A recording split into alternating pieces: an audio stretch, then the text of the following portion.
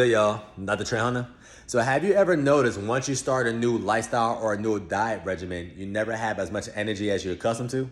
So today, what we're gonna cover is metabolic flexibility, why it is important for you to become fat adapted, and why you start to feel lethargic once you start a new regimen when it comes to your diet or just a new lifestyle in the first place, okay? So first things first, why is the main reason why a lot of people, when they go on a low carb diet per se, you start to experience more sluggishness, you're not as energetic as you're accustomed to, etc.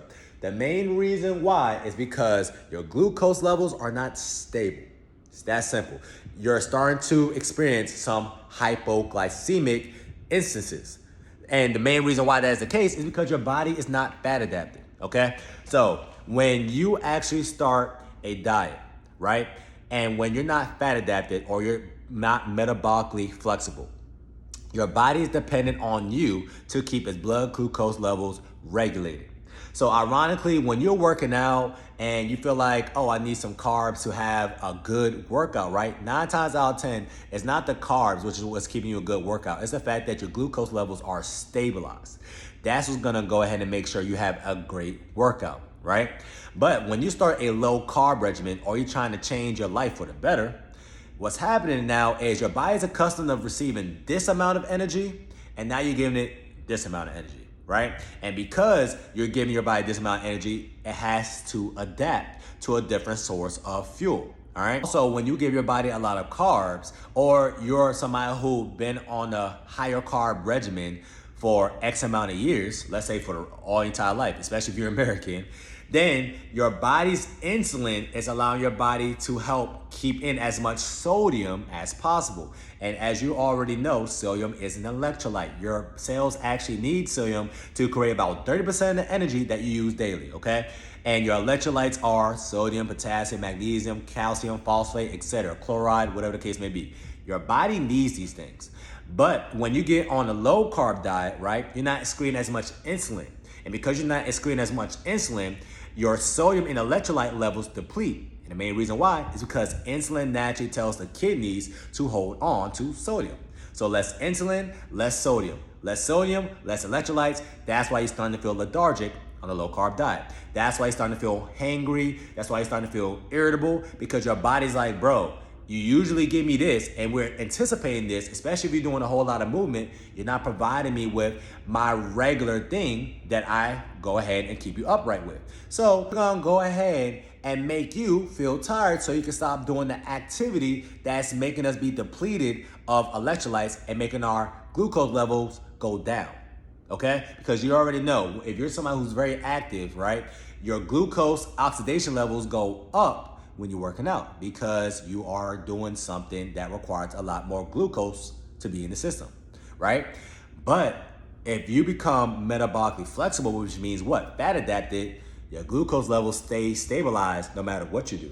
You know why? Because your brain can also run off ketones or beta hydroxybutyrate, which is derived from where? Your fat.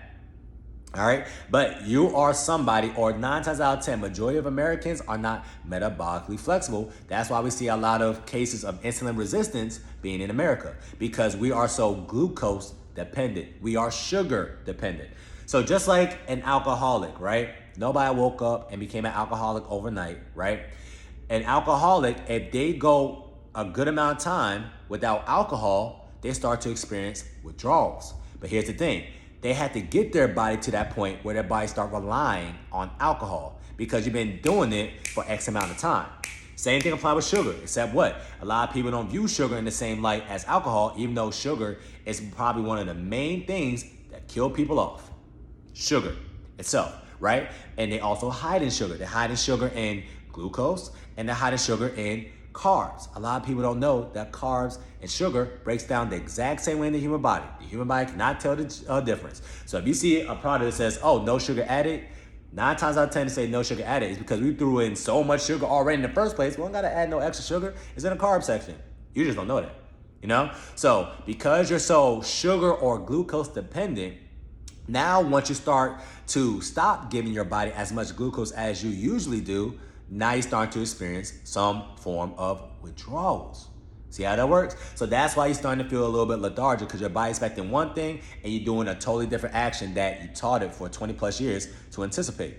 Okay? So if you're somebody who is starting a new regimen and a new diet and you want to stop experiencing this feeling, what you need to do is make sure you're intaking the adequate amount of electrolytes. Okay? And the only way you can do that is if you go ahead and you supplement, probably get some like electrolyte sticks, or do not be afraid to salt your food. All right? Salt your food, because you salting your food is not going to cause your blood pressure to go up as much as you think. It's that processed foods and the hidden sodium that's going to cause your blood sugar or your high blood pressure to rise. Simple. All right? 2, if you're not having as much energy as you're accustomed to, what you need to do is give your body time to become fat adapted. The only way your body is going to become fat adapted if you allow your body to use fat for X amount of time. So what does that mean? Just like you riding a bike. The very first time you got on a bike, was you able to ride a bike? No, right? The third time you got on a bike, was you able to ride it? Yeah, you probably riding it for about 5 to 10 meters, right? Now, you probably didn't ride a bike in years, right? But if I give you a bike, you know how to ride a bike. Why? Because of what you did years ago. But you gave yourself the opportunity to be able to learn this new skill. So when it comes to being fat adapted, your body has to learn how to go ahead and use fat. Your mitochondria has to actually adapt, which is the energy powerhouse of your cells, adapt to learning this new source of fuel, which is what? Beta hydroxybutyrate, which is derived from fat, right? But if you never give your body an opportunity to do so, what makes you think that, that my body's just gonna magically switch over? You never gave your body the allowance to do that. So back in the day, ironically, our grandfathers, our grandmothers, they were fat adapted. That's why they was a little bit skinny. The main reason why they was fat adapted is because they had to do fast, and it wasn't my choice, right? Nowadays, we have to do fast because we are so food focused, right? And everything is derived around food that now if you tell somebody go one day without food, they look at you like you're crazy. So your body needs time to become fat adapted. And the only way it's gonna be able to become fat adapted is if you follow this protocol for at least a week. All right. That's why a lot of people who try keto, they fail because they say, oh man, I'm starting to experience, I'm never having as much energy as I'm accustomed to. And that's because you're still sneaking in some glucose here and there. You're just not paying attention, you know? So you're kind of like microdosing the glucose. Just like an alcoholic say, oh yeah, I'm about to get off alcohol, or I'm not gonna drink alcohol again. I'm just gonna drink a shot of alcohol on the course of the weekends. If you're an alcoholic and you're somebody that always had alcohol here and there, then you having a shot over the course of the weekends, you're never going to stop drinking alcohol, you know, because you're micro dosing. Same thing apply with carbs and glucose when it comes to the human body. Once your body starts to experience, oh, they gave me sugar again, I'm good. So if you're the person that said, oh yeah, I'm doing keto, and you do good Monday through Thursday, and Friday, Saturday, Sunday, you living your best life, you're not doing keto, all right? People that's doing keto, they're doing this for at least a solid month. In order for your body to really become fat adapted, if you're doing keto and you're not doing a 48-hour fast like my clients do, you need about a solid 30 days of you not sneaking in any sort of rice or potatoes or ice cream, etc. That's how your body has to train and learn to become fat adapted, all right? So that's why I give my clients the shortcut. Simple, because a lot of people's not gonna wait a whole entire month to become fat adapted. I wanna see results like now, all right? So if you're somebody who's starting a new regimen and a new diet and you're noticing that, oh man, I'm starting to feel real sluggish, I have no energy, and you start a new low carb regimen or any type of regimen, that means you need more electrolytes, right? So make sure you are supplementing with your electrolytes. Don't go ahead and get some magnesium or some sodium, some potassium, etc. Ironically, you get majority of these things from green leafy vegetables naturally, which is supposed to be the main source of your side anyways, right? And 2, make sure that you give yourself time to become fully fat adapted. If you're somebody who, oh yeah, I push X amount of weight in the gym and the very next day I'm doing this new regimen and now I'm not able to push as much, that's because your body is learning how to run off more fat, okay? But guarantee you this, stick with it for 1 week and you're gonna be good to go. Just gotta give yourself a week. A lot of people literally quit too soon. All right.